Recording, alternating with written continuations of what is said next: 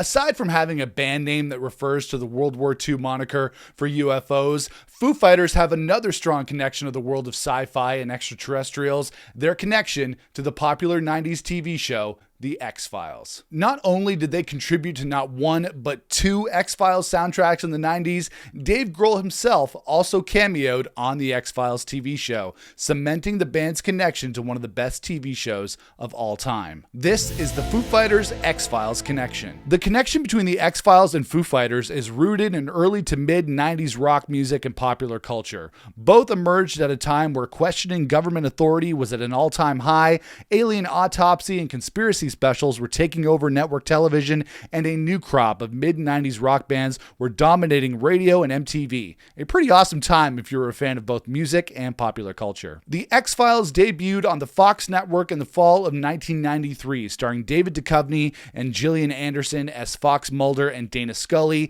two FBI agents assigned to an obscure section of the Bureau known as the X-Files, investigating paranormal cases and uncovering the truth behind a vast government alien conspiracy. Foo Fighters emerged out of the end of Nirvana. After the death of Kurt Cobain in 1994, drummer Dave Grohl set out on his own project. He recorded an entire album of his own songs, playing every instrument on all the tracks aside from one guest spot and dubbing it Foo Fighters, releasing the debut album in June of 1995. He soon recruited former Nirvana guitarist Pat Smear, bassist Nate Mendel, and drummer William Goldsmith to fill out the full band version of the Foo Fighters. Dave Grohl had a deep fascination with UFO stories at the time and named the band Foo Fighters after the World War II term coined by Allied pilots for unidentified flying objects, later remarking that it was, quote-unquote, the stupidest fucking band name in the world, but you know what? It's actually a pretty badass band name and made the Foo Fighters the perfect band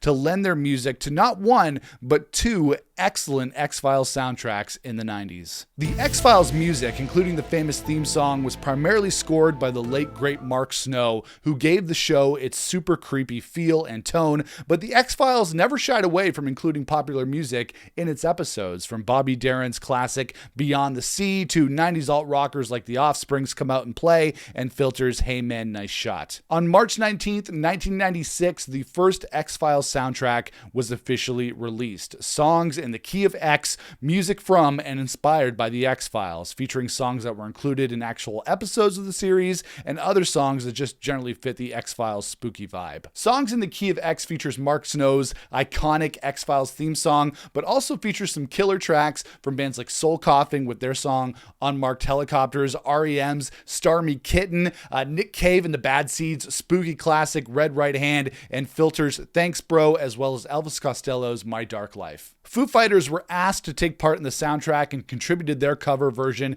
of Tubeway Army's Down in the Park, originally released on their Replicas album in 1979. And it's a great cover. I've always loved this version of Down in the Park. It's a little bit heavier than the Tubeway Army original version, but it still has that really spooky vibe to it, and it fits the X-Files feel perfectly. It's one of my favorite tracks to listen to at Halloween. It's one of my Halloween playlist essentials, and it's also among the great canon of great Foo Fighters cover songs. If being part of the X-Files soundtrack wasn't enough, though, Dave Grohl also made a cameo on the show in season 3. Okay, maybe not like an official cameo. It's not like, whoa, it's Dave Grohl. It's more of a background actor or glorified extra kind of thing. But if you watch season 3, episode 17, called Pusher, there's a scene at the FBI headquarters featuring the episode's main villain. And if you scroll to the 20-minute, 38-second mark on the episode, you can clearly see Dave Grohl and another extra walking in the background. He walks up, he checks his watch, and that's it. If you didn't know it was Dave Grohl, you probably wouldn't blink twice, but there he is. It's Dave Grohl's acting debut. And another little Easter egg that is most likely just coincidental. In X-Files Season 4, Episode 21, Zero Sum, the character Skinner is looking through a confidential file, and there's a file labeled Foo Fighters. Now, this most likely just refers to the World War II UFO terminology more than the band itself, but still a cool Easter egg nevertheless. But that wouldn't be the end of the Foo Fighters and an X-Files Connection. In the summer of 1998, X-Files Fight the Future hit movie theaters, and along with it, another awesome X-Files soundtrack. The X-Files, the album, was released on June the 2nd, 1998, and featured an awesome track list of late 90s alt-rock. You got Filters 1, you got Tonic's Flower Man, Ween's Beacon Light, Better Than Ezra's One More Murder, and more. It's got a really solid lineup if you love music from that era. And on a related note, as a huge Oasis fan, if you couldn't tell, I should also mention that Noel Gallagher contributed the electronic instrumental Teotihuacan to the X-Files movie soundtrack and in the credits of the film as well, but that's another story for another video. Foo Fighters contributed a re-recorded version of Walking After You from The Color and the Shape. It's featured in the credits of the movie after the Noel Gallagher track, and it was also released as a single with a video starring Dave Grohl with his most emo haircut ever. The re-recorded version features the late great Taylor Hawkins on drums and is one of the only tracks to feature guitarist from the Foo Fighters at the time, Franz Stahl, on it, who was soon replaced